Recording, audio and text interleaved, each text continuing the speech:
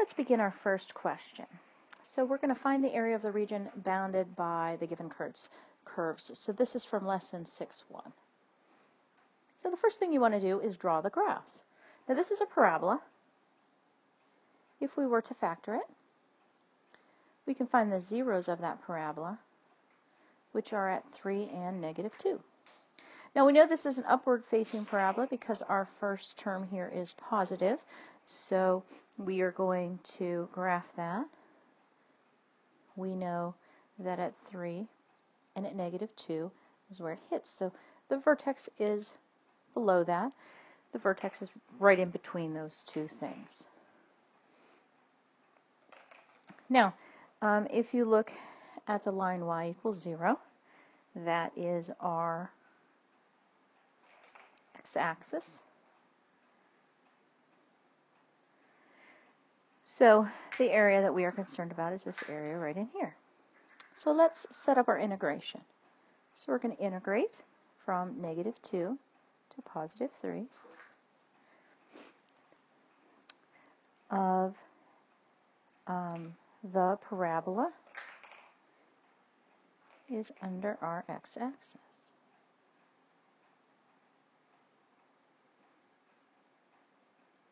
Now to integrate that, since that is just a polynomial, you just take our rules for antiderivatives, and so that would be x cubed over 3 minus x squared over 2 minus 6x. Now when we plug these boundaries in, be very careful that we don't mess up our numbers. First, let's plug in +3, and so it's going to be 27/3 minus 9/2 minus 18. Now when we are plugging in the -2, remember we are subtracting our lower bound, so always put your lower bounds in parentheses.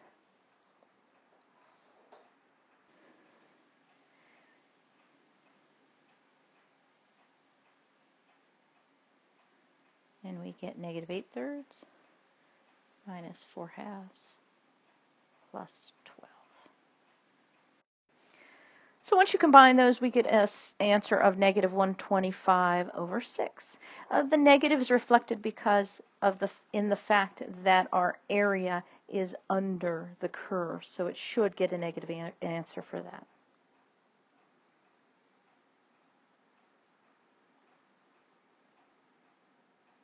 Let's try another one. We're still finding the area under the curve. So when you're trying to find the area between these two curves, obviously we need to see what these curves look like. So here, this one is a parabola that is upside down. This is a parabola that is right side up. So first, let's set them equal to one another so that we can decide where they intersect. So when we solve for x, we get that these intersect at ± 4. Now let's look at each individual equation. That parabola is up at 20 and pointing downward.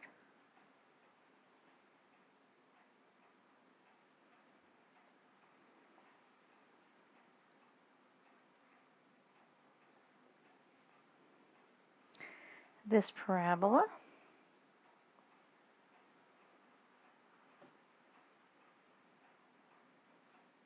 is down here at -12, and it is pointing upward. And they intersect at +4 and -4. Now both of these functions are even functions that have origin about the symmetry, or symmetry about the y-axis. So what we could do is this half has the same area as this half. So we can either integrate it from 0 to 4 and then double it, or we need to integrate it from -4 to +4. Now I don't know about you, but plugging in 0 is usually a little easier than plugging in -4. Now let's analyze what our area really is. Well, our topmost function, if we took a little slice right here, our top function is our upside down parabola. Our bottom function is our right side up parabola. So it's always top minus bottom.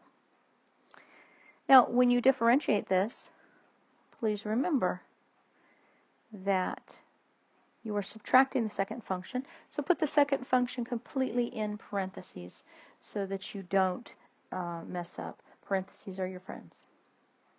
Now we're going to distribute that negative. So we're going to go from 0 to 4 of 20 minus x squared plus 12, which is from 0 to 4 of 32 minus 2x squared. Now, at this point, we're just going to use our rules of antiderivatives. So that will be 32x minus 2x cubed divided by 3, plugging in from 0 to 4, gives us 128 minus 128 thirds. And then your final answer is 256 thirds. Now this one came out positive because if you look at our picture, we have more area that is positive than we do that is negative. For this example, we're going to do the same thing. We're finding the area between the curves.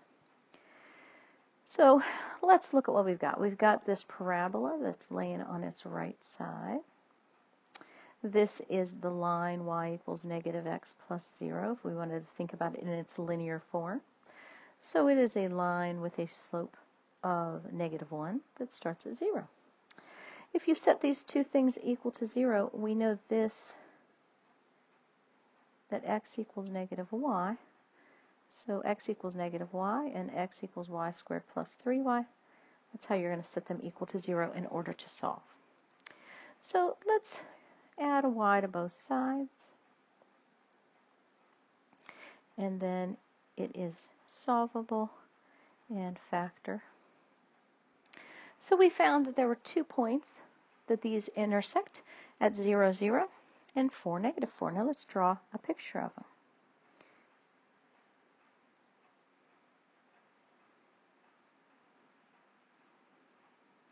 Now we already know that one's a line, and this line looks like this. Okay? We know they're points of intersection. We know that they hit here, and then 4, negative 4. So what does our parabola look like? Well, if we set that parabola here equal to 0 and factor, that when x is equal to 0, y is equal to 0 or negative 3. So this parabola touches down in 2 places, 0, 0 and 0, negative 3. So our parabola looks something like that. Now we don't really care much about how far the parabola goes back. Just let's think about a slice. Now we have to slice it a little different. We've got to slice it from left to right.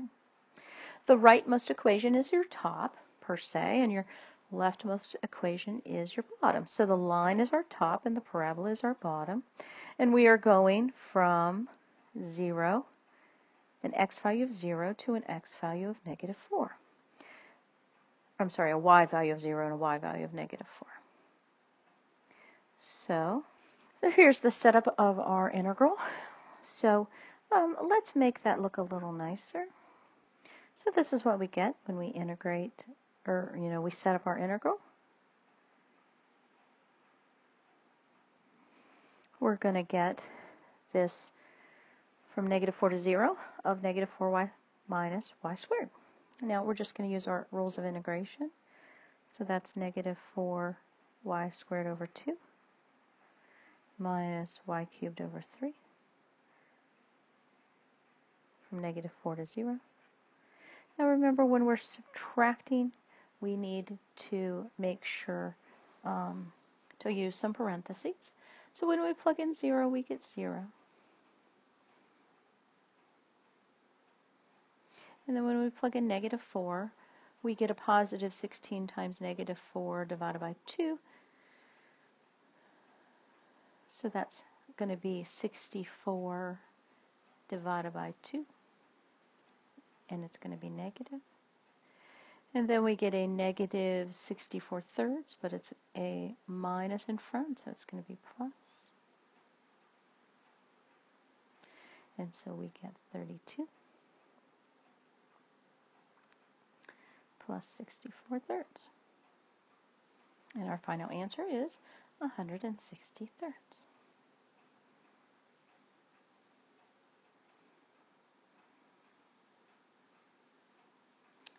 Let's try another one. So here we want to find the area between three things: the square root of x, x squared, and x equals 2. So let's draw those. So our square root of x looks like that. Our square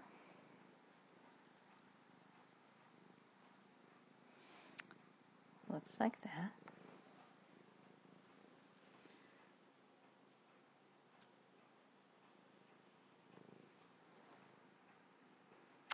And there's our line, x equals 2.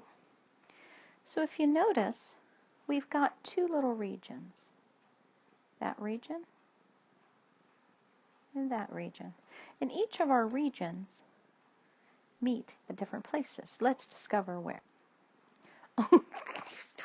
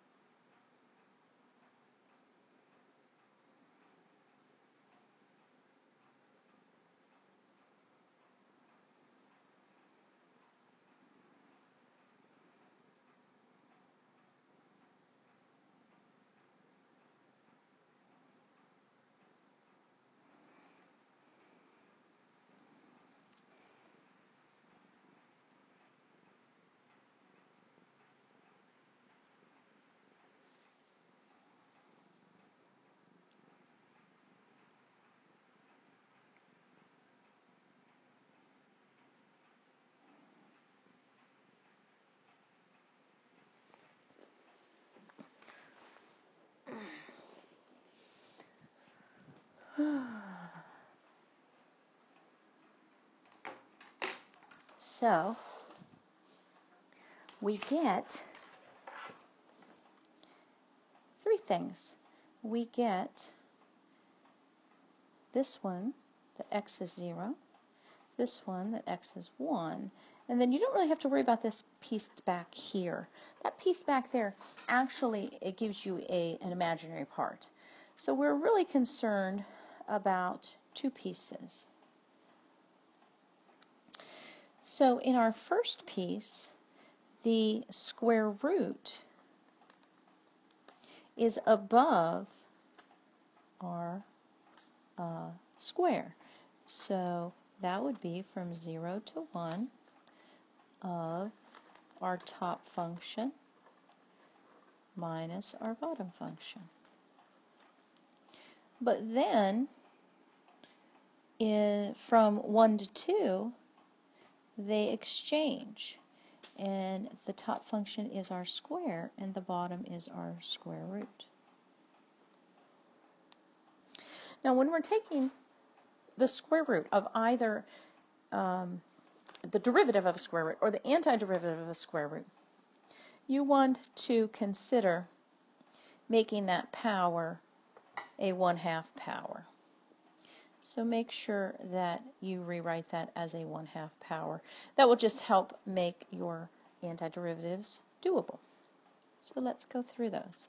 So that's going to be 2/3 x to the 3/2 minus x cubed over 3 from 0 to 1. And this one is going to be x cubed over 3 minus 2/3 x to the 3 halves from 1 to 2. Now, let's plug our values in. All of our values are thirds except for this weird piece right here. And don't worry about that piece right there. We're just going to leave that as part of our answer. There's not much we can do with it. And there's our final answer. 7/3 minus 2/3 times the quantity of 2 to the 3 halves. Now for these examples, we are going to be looking at the volumes generated by rotating a region about whatever particular axis they have asked us for. So here's a little picture for you. You can see that these things intersect when x is 0 and x is 2. This is the point 0, 0, and this is the point 2, 4. Okay. If we set them equal to each other, that's what it looks like. Now we're rotating about the x-axis, and anytime you're rotating about something that is horizontal, we want our equations to be in x's. If we rotate it around something that is vertical, we want our equation to be in y's. So we know we like our equation to stay in x's for this one. Now, if we look at what we're rotating about, and we make a perpendicular line up to our first equation we get to, that is our inner radius. And then if we go to the last equation before we leave the area, that is our outer radius. And so the volume is going to be the integral from A to B of pi times our inner radius squared minus pi times our outer radius squared. Okay, so our inner radius we found was, if you'll see where my purple arrow goes and it hits the first equation it hits is my parabola. So my inner radius, so I'm sorry, it should be outer radius squared minus inner radius squared. So my outer radius we discovered was the line 2x. So we're going to go from 0 to 2, those are x values, of pi times 2x squared minus pi times our inner radius, which we see by the shorter of the two arrows, and that would be x squared. Now, just to make your algebra a little nicer, you can pull the pi out front if you would like. And so it becomes 4x squared minus x to the 4th. That's just a polynomial, so we can use our antiderivative rules. And so that's going to be 4x cubed over 3 minus x to the 5th over 5. And we're going to plug in our boundaries, 0 and 2. Now 0 is nice when you plug it in. It does just go away, but 2 does not, so let's mess with plugging in 2. We get pi times 32 thirds minus 32 fifths. And we get a final answer of 64 pi 15ths.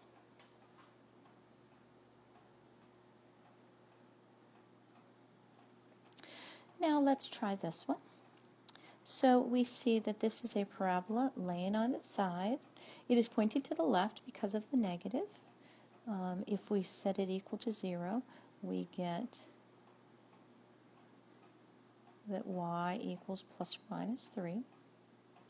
So when x is 0, y is plus or minus 3. When y is 0, x is 9. That's how we got this vertex over here. So we are rotating about the green line, which is the line x equals -1. So let's look at how we do this. You're going to make a perpendicular line from the line that you're at and what you're rotating. And we got to think about that length. So that length is 1, this measurement here, plus the parabola. So technically, that outer radius is 1 plus 9 minus y squared. Now let's look at our inner radius for a moment. our inner radius is just a height or length of 1. Okay, so this is our outer and this is our inner. So our integral goes from -3 to +3 because now we're dealing with y's. We want our equation in terms of y. Our outer radius was 1 plus 9 minus y squared. Let's put our pi out here. Minus our inner radius squared. Now let's do a little bit of algebra here.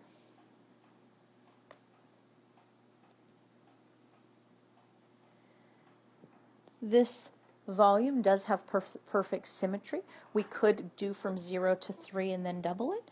It's kind of your choice if you want to do that. I'm going to make this 10 minus y squared squared. Minus 1 squared is just 1.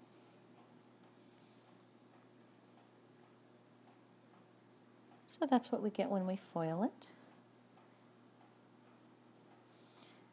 So instead of going from -3 to 3, I'm just going to double it from 0 to 3. So just make my math a little easier on myself.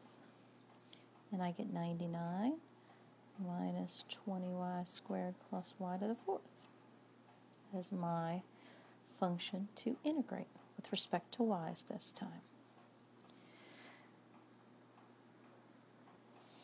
So that's what you get when you integrate it.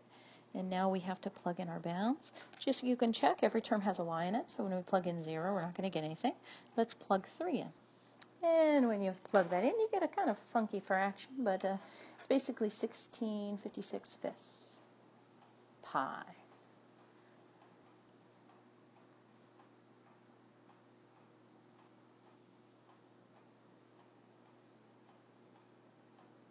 Let's try another one. Now these ones I'm just going to set up. I'm not going to evaluate. So I would just want to do 13. So if we look at the line y equals 1, we know it is a horizontal line, so that tells me x's. I want my equation with x's. If you look at my parabola, it looks like this. If I look at my cubic is under it here because when you cube a fraction, it gets smaller and then it gets steeper. So it's just this region is going to be rotated. Now it's a weird one when you're rotating it about a line that's above where you're at. You still have to think about inner and outer, but in a slightly different way. You want to come from the line you were rotating, and we're rotating about this line. We're going to come in our inner radius, you'll notice, is the parabola. But what is that distance? That distance is 1 minus the parabola. So our inner is 1 minus our parabola. Now let's look at our outer for a moment. We've got to go through the figure until we touch it.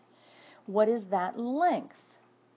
Well, 1 is on top, x cubed is underneath, so our outer is 1 minus x cubed. Okay, so now that we've discovered the inner and outer radius, you've got everything you need. So it is going to be, so we're integrating in terms of x's because we're going around a horizontal line. We're going to go from 0 to 1 of our pi times our outer radius squared minus our inner radius squared.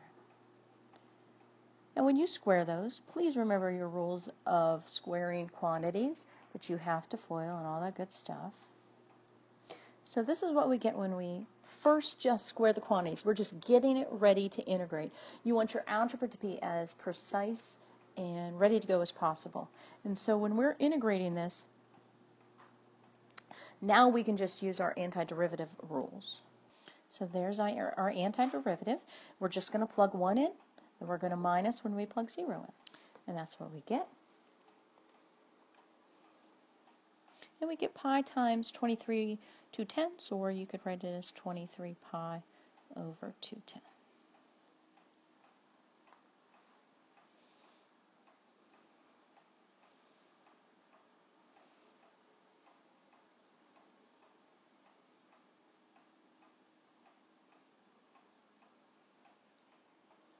Here's our last one we're going to do.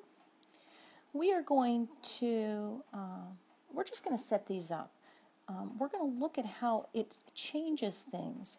If we rotate it about the x-axis, we rotate it about the y-axis, and we rotate it about the line y equals 2. So first let's draw a picture. So that's what our picture is. We know that they intersect at 0 and 1. We know that, here we go. This is our picture. Now let's look at our first case. If we rotate that about the x-axis, so here's our rotation. We know our equation is going to be in terms of x's. Here is our outer radius, is the line.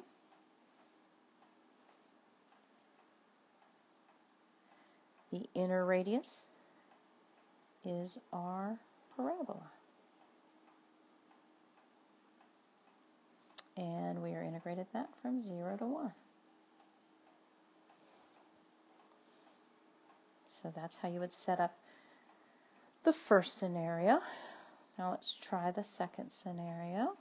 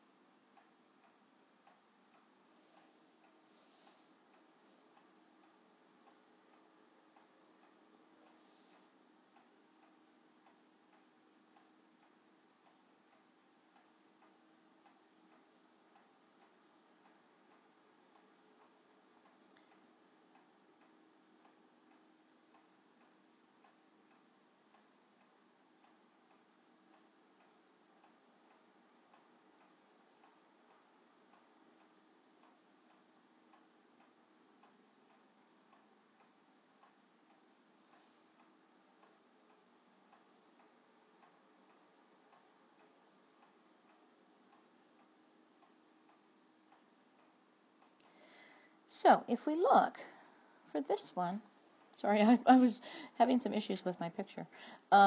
If you look, our inner radius is the line, but we are above that line by we're 2 units, and then if we think about that length, that's 2 units minus what's under the line, so that's 2 minus x. Okay, that is our inner radius.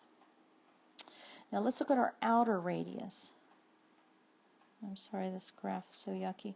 But our outer radius is 2 minus the parabola. Remember, you're rotating about a horizontal line, so we need it in terms of x. And then, of course, we have to tack on a pi. And we are integrating this, and I'm sorry, my picture isn't real pretty, from 0 to 1 still, because they still just intersect from here to here.